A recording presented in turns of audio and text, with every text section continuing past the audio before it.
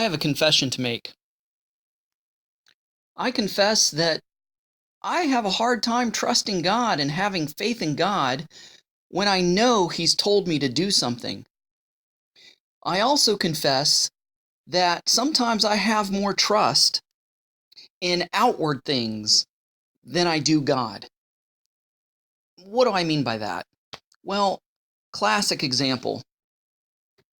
I remember one time I was working at a factory, and I heard the Lord clearly tell me it was time to give my notice and to look for another job.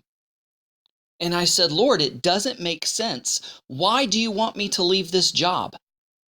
I make good money. I have good hours. Everything seems to be going fine.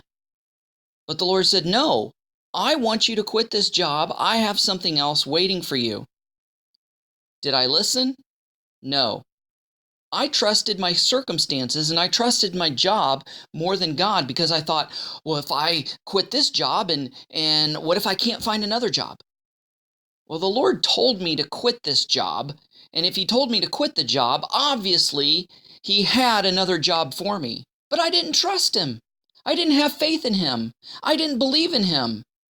And I trusted the job that I had more than I trusted God. So guess what? I stayed longer than I should have. And do you know what happened? I had a breakdown. I was dealing with so much stress that it put me in the hospital for a week. That was the price that I paid for my disobedience, and it was nobody's fault but my own. It was my fault. I put myself in the hospital because I put undue stress upon myself, because I didn't have enough faith and didn't trust God enough to give my 2 weeks notice and quit over a month ago when He told me to. And I stayed too long, and I paid the price because the atmosphere and the power structure and things changed in that factory towards the negative, and I got caught up in it, and I paid the price. The Lord was trying to give me a warning and told me to go, and I didn't go. You know what? And that's happened to me more than once. I've, you'd think I'd learned my lesson, right? Well, I recall that at one point when I was without a job, I prayed, Lord, I need a job. And guess what? I was extremely specific. There was like 4 or 5 specific requirements that I said, Lord, this job has to have this, it has to have this, it has to have that, and it has to have this, and it has to have that. And you know what? The Lord answered my prayer. The job that I got, amazingly, met every single one of those requirements that I had.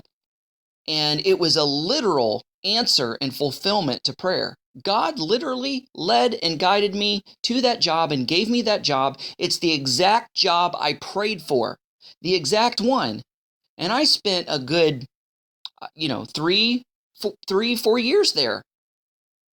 And again, I got cozy. I got secure in the job. And I felt the Lord leading me to quit that job. And I'm like, Lord, it doesn't make sense. Why do you want me to do this? This is a sure thing. It's a sure income. He said, no, I want you to quit this job and go into full-time ministry. But Lord, sound like a motorboat, right? But Lord, this job that I have is secure. It's a surefire thing. If I go into full-time ministry, that's dependent upon, tithes and offerings and donations and things like that. And people could love you and praise you and hold you up 1 minute, and the next minute they can turn on you and give you the pink slip and give you the left foot of fellowship, or the left foot, not left foot of fellowship, right hand of fellowship, left foot of excommunication, right? So again, I was fearful and I didn't trust God. And guess what? The environment in the workplace drastically shifted, drastically changed. Again, I was experiencing stress that was affecting the totality of my life and leaking into other parts of my life, even when I wasn't at work. And I saw myself going down the same path that I went down many, many years ago when the Lord told me to leave that factory. So I said, okay, Lord. Okay, Lord, I get it. Okay, I get it. So, Lord, this is what I need from you. And I started playing Gideon. Give me a fleece. Give me a fleece. So the Lord gave me several fleeces and made it obvious that I was finished with that job. He said, Kris, you have done everything that you could have done at this job. You've done everything that you can. You could do more good by leaving this job. And so, I felt bad because I felt a loyalty to my client. And so I kind of put the ball, and this was another fleece actually, I put the ball in my client's court and I said, well, I feel like the Lord is he opened up the door for me to go into full-time ministry. So this is our options. I don't really know what to do, so maybe you can help me out. Either, I can cut down my hours, or I could, just leave altogether. And my client said, well, if the Lord obviously opened up the door for full-time ministry, then that's what you should do. And my client told me, you can be finished here at the end of the month. Wow, that was a total answer to prayer. So it was a total leap of faith to quit that job and to go into full-time ministry. And here I am in full-time ministry, living by faith. And it's scary because, right now everything's fine, but who knows what'll happen in a day, a month, a year, right? But again, where's my trust? Is my trust in my circumstances? Is my trust in my job? Or is my trust in the Lord? When will I ever learn, right? We read these stories of Israel constantly doubting, constantly afraid, and yet they literally seen miracles. They seen the Red Sea part. They seen the manna come down from the sky and feed them, and they seen the gods of Egypt defeated, and they seen the quail come in to feed them. They seen all these miracles, all these things. They seen the water from the rock. And yet, there's giants in the land. We can't take this land. We're like grasshoppers in their sight. They're going to eat us up.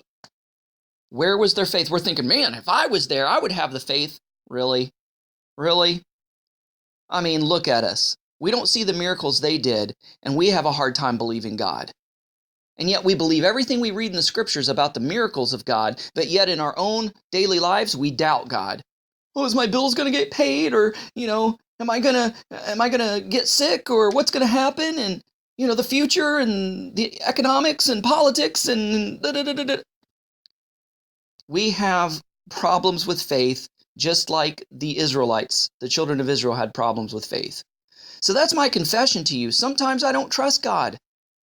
He's worthy of my trust. He's never done anything that for me to cause me not to trust him. He's been faithful to me, and yet I have a hard time trusting him because I walk too much by sight and not by faith. And the scripture says you walk by faith and not by sight. We don't depend on our outward circumstances. We don't depend on what we see. We don't depend on our feelings. That gets us in the biggest trouble ever.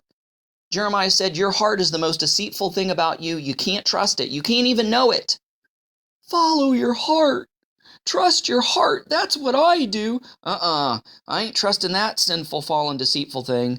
I'm going to walk by faith and not by sight. I'm going to walk by faith and not by feelings. Lord help me. Because I just told you I have a problem with that, right? So I just wanted to make this confession to you because perhaps maybe you're dealing with something that the Lord wants you to do. He's called you to do something, but yet you're scared and you're afraid to step out on faith, and things are getting pretty hairy, pretty hectic for you because you're not walking in obedience. You're walking in rebellion. Whatever is not faith is sin, and you're afraid. But 2 Timothy 1:7 says, God has not given us the spirit of fear, but of power and of love and of a sound mind. And I've had to encourage myself in the Lord in these things and in these areas for me to be able to quit my job and to go into full-time ministry. So, and as far as like full-time ministry, if the Lord called you there, he's got the power to sustain you. There's no human being and no demon in hell that can get you out of a full-time ministry and full-time job if that's where the Lord has called you, placed you, and wants you. He had the power to call you there. He has the power to keep you there. Right? So I'm not, God help me, I'm not going to worry. I'm going to trust him. And it doesn't matter if opinions change and people's minds change about me or about the ministry that I'm doing. It's not my ministry anyway, it's the Lord's. I'm just his servant. I'm just working his vineyard. I'm working in his field. I'm working among his flock. So it's up to him. Now, I can do things to cause myself to lose my job by sinning, by walking in disobedience, by walking in the flesh. So as long as I toe the line and keep my eyes fixed on him and walk in the Spirit and not in the flesh and be obedient to him, that's job security right there. My job is secure. Doesn't matter what man or demons can do or attempt to do. God is in control, and he has the power to keep me and sustain me. I got to keep drilling that in my head because you know what? I keep having second thoughts and I keep doubting. And that's just my fallen human nature and sinful flesh trying to get in the way. But I got to kill that flesh, nail it to the cross daily, die daily to that flesh, to that doubt, to that sin, to that fear. Hey guys, thanks so much for listening. Go out there and have a great day. God bless.